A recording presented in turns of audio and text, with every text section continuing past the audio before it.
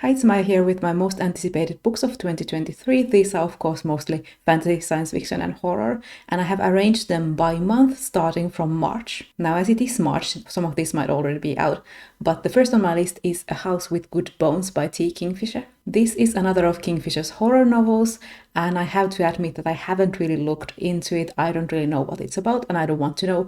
All I know is that it has been described as a Southern Gothic. I'll read everything she writes. I know this isn't the most informative part of the video for you, so let's just move on. Next in March is Rose House by Arkady Martine. I haven't actually read anything from Martine before. I do own one of her science fiction novels, but I am really also interested in this science fiction horror novella. This is about a house that is an artificial intelligence, and its creator died a year ago, and now only the creator's former protege can enter the house about once a year, I think it was. And then the house reports that there is a dead body on its premises, and it's not the protege. So there's a detective who has to investigate. This sounds very cool, but I don't actually know if I can get this because this is a Subterranean Press, like a limited release, and the shipping, if I were to order from them, would be so expensive. I think I would pay about $100, €100 for this book if I wanted it that way. And the ebooks that Subterranean Press releases aren't really available in my country. So I think my only hope is that there will be an audiobook at some point, because I have noticed that sometimes the audiobooks are available here in Finland. And the third and final book on my list for March is The God of Endings by Jacqueline Holland. And this is a book that hasn't been on my list for long, but it sounds interesting. It is a debut novel, and it tells about Colette Lessange, who heads an elite fine art school, and it's 1984, I think. But Colette has been alive for centuries. The description says that she finds her life upended by the arrival of a gifted child from a troubled home, the return of a stalking presence from her past, and her own mysteriously growing hunger. So it is a vampire novel, so yes please. Now we're moving on to April. I only have one release for April, and that is Some Desperate Glory by Emily Tesh.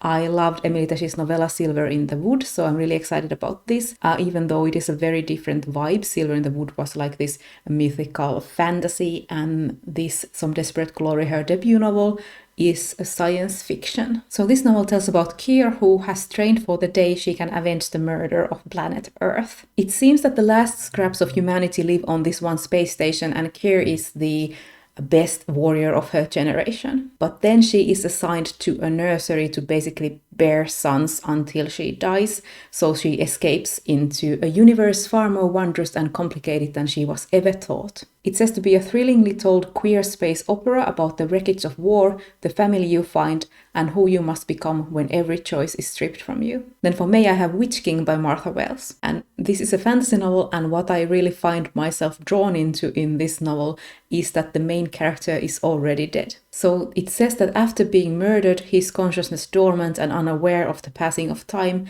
Kai wakes to find a lesser mage attempting to harness Kai's magic to his own advantage. Kai is trying to answer questions like why was he imprisoned in the first place, and what has changed in the world since his assassination. Aside from already being dead, apparently the main character is also a demon, so that sounds like a good time. In May we will also get Delicious in Dungeon Volume 12 by Ryoko, which is my favorite ongoing manga currently. It is a high fantasy with comedy and cooking and lovable characters and epic lore about this multi-level dungeon with a huge bestiary. And it's at a very exciting point currently, so I can't wait to see what happens. And Grandmaster of Demonic Cultivation by Mo Xiang comes out with its fifth and final volume in the English translation. I was a bit disappointed that the story wasn't wrapped up in 4 books, so the 5th one has a lot of bonus materials, and I'm not that interested in the bonus materials, so I would have hoped that the final few chapters would have been in volume 4, so then I wouldn't have to buy volume 5, but what can you do?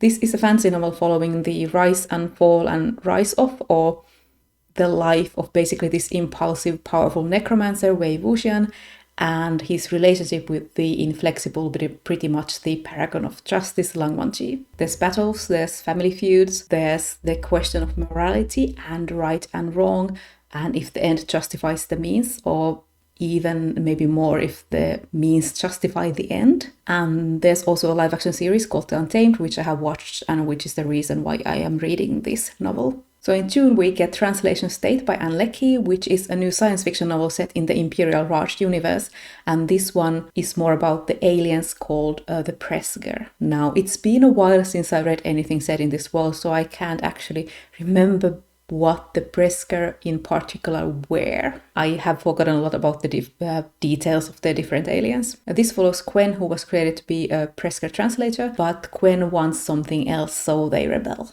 This seems to be another standalone novel like Provenance was, and I do look forward to reading more of Leckie's writing. Next I have Seems Like Murder by Tilly Wallace, and this is the start of a new series called The Grace Designs Mysteries, and this is a historical mystery set in 1920s New Zealand. The main character Grace is a dress designer whose client is murdered, and Grace is a suspect. So she decides to turn sleuth in order to discover the real murderer. So this doesn't look like it has any speculative fiction elements, instead being a cozy historical mystery, but it sounds like fun. I like that the setting is New Zealand. I really enjoyed the Australian TV series Miss Fisher's Murder Mysteries, which was also set in the 20s, so maybe I'll get some of that vibe from here. And I have read one book from Wallace before, Manners and Monsters, and it was this historical fantasy of manners with zombies. So I'm gonna check this one out even though it's not fantasy. Then the next thing is hesitantly on my list because I'm not quite sure if it is my kind of thing or not, and it is The Archive Undying by Emma Mieko Candon. When an AI dies, its city dies with it. When a city falls, it leaves a corpse behind.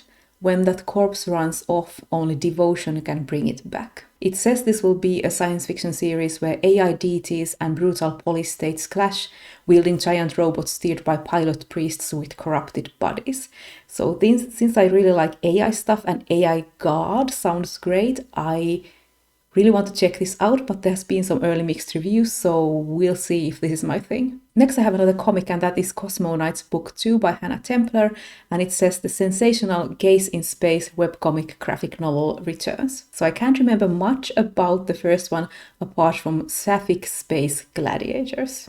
I think it came out in 2019, which was when I read it, but luckily this is a webcomic so I can refresh my memory and just read it online from the beginning. A little glimpse of the description reminds me that the plot of the first one is basically that the main character Pan has to leave her planet and later meets this pair of gladiators with whom she is now on the run. I remember I really liked the colors in this one and that I wanted to know more about the character Kate, who the back to cover text describes as a mysterious hacktivist. Moving on to July, I have Silver Nitrate by Silvia Moreno-Garcia, which is described as a dark thriller about the curse that haunts a legendary lost film. This revolves around the film industry in 90s Mexico City, and I think specifically the horror film industry, and I'm always drawn into stories that have to do with horror films or some sort of cursed media, so I'm all aboard for this. Then I have The Sun and the Void by Gabriela Romero Lacruz, and you might remember I had this on my list last year, in my most anticipated list, so I think maybe I read a wrong release date somewhere, or maybe it was pushed back, but it's coming out this year. This is set in a world inspired by the history and folklore of South America, and we follow Reina, who is now dependent of her grandmother, who is a dark sorceress, because grandmother saved Reina's life. There's also Eva, who is hiding some sort of secret having to do with magic, and what really caught my attention is that there's an ancient god who whispers to Reina at night. Now in August we're getting two of my most anticipated releases, and the first is A Guest in the House by Emily Carroll. I love Emily Carroll, and we are getting a 256-page graphic novel. Her horror comics with jaw-dropping colors are one of my favorite things, and I think this will be more of that. So I'm just gonna read the beginning of the description, which says, "After many lonely years, Abby's just gotten married. She met her new husband, a recently widowed dentist, when he arrived in town with his young daughter seeking a new start. Although it's strange living in the shadow of her predecessor, Abby does her best to be a good wife and mother. But the more she learns about her new husband's first wife, the more things don't add up." Then the other really anticipated release is Thornhedge by T. Kingfisher, which is a fairy tale fantasy novella from Kingfisher, and I'm really looking forward to it because her fairy tale stuff is my favorite stuff from her. The description says that Thornhedge is an original subversive fairy tale about a kind-hearted, toad-shaped heroine, a gentle knight, and a mission gone completely sideways. The main character is called Toadling, and she was stolen from her family by the fairies the day she was born. It sounds like a good Kingfisher time. For September, I have Mammoths at the Gate by Nghi, and this is the continuation of the Singing Hills cycle. I actually currently have the third book out from the library. I haven't read it yet, but this series follows cleric Nghi and their bird companion, Almost Brilliant, as they travel this fantasy land collecting stories and history. It seems that this novella will take place in Nghi's home, the Singing Hills Abbey, but that's all I know. I don't want to really look more into these novellas because they're so short. I don't want to get spoiled. Then we're moving on to October, which also has a lot of interesting releases. We have A Haunting on the Hill by Elizabeth Hand, who is an author who very much intrigues me. I love the horror novella Wilding Hall that I read, and I was kind of perplexed but fascinated by the mystical, academical, urban fantasy that was Waking the Moon. Like, not one of my favorites, but quite different from things that I have read. And now we are getting a novel from her that is set in the Hill House of Shirley Jackson's The Haunting of Hill House, and it is officially authorized by the Shirley Jackson estate. I really like The Haunting of Hill House, and I think Han's writing style might fit that feeling of dread that Shirley Jackson is so good at invoking with her writing. So this is set 60 years after Jackson's novel, and now a group of actors are having a rehearsal retreat at the house, but they soon sense a hostile presence there. I find it interesting that in Wilding Hall, Han wrote about a band going to this old house to workshop and record a new album, and now a group of actors are going to get inspiration for a play at Hill House. But I'm not complaining because I love that sort of thing. In October, we'll also be getting Alecto the Night by Tamsyn Muir. I still haven't read Nona, so I haven't looked into this. And that doesn't make me any less excited for this, because it will finish the series, and I'm sure I will love it. I love the first two books. And the third book I have listed for October is Starling House by Alexei Harrow.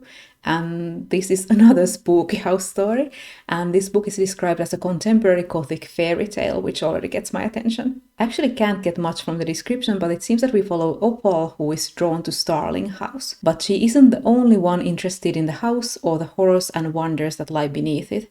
If Opal wants a home, she'll have to fight for it. And there's also something about a brother and a place called Underland. I guess I'll find out. In November, System Collapse by Martha Wells comes out, so we're getting another Murderbot novel. It seems to be a short novel, but still, this follows the events of Network Effect, which I think I will have to reread to get my memory refreshed. But I don't mind that at all. I really like reading Murderbot. So this is a science fiction series following a sec unit calling itself Murderbot, and I'm sure this novel has more spaceships, corporations, and humans in peril. Next, I have a couple of books that I'm not quite sure when they exactly are going to come out, but they are coming out sometime in 2023 because I backed the Kickstarter for Neon Hemlock's 2023 novella line. And I have two books that I am the most excited or interested about in that. The first is Loving Sapphoa by Lisa Wemakor, which is set in the 90s, where schoolteacher Cynthia starts a romance with Sapphoa, who is an immortal Ghanaian vampire. And the next is a collection of dark fantasy and horror short stories, and that is Skin Thief Stories by Susan Palumbo. And I have read and enjoyed a few Palumbo short stories before from the Dark magazine, so that's why I'm looking forward to this. They are Laughter Among the Trees and Of Claw and Bone. At least those two I remember that I really liked. And one of Palumbo's short stories actually currently nominated for Nebula. I think it was called Duen, so I should go and read that too. So those were all of my most anticipated releases for 2023, at least the ones that I know about now. There might be more coming for the rest of the year. But let me know in the comments which is your most anticipated release for this year. And that's all from me for now. I'll see you in my next video.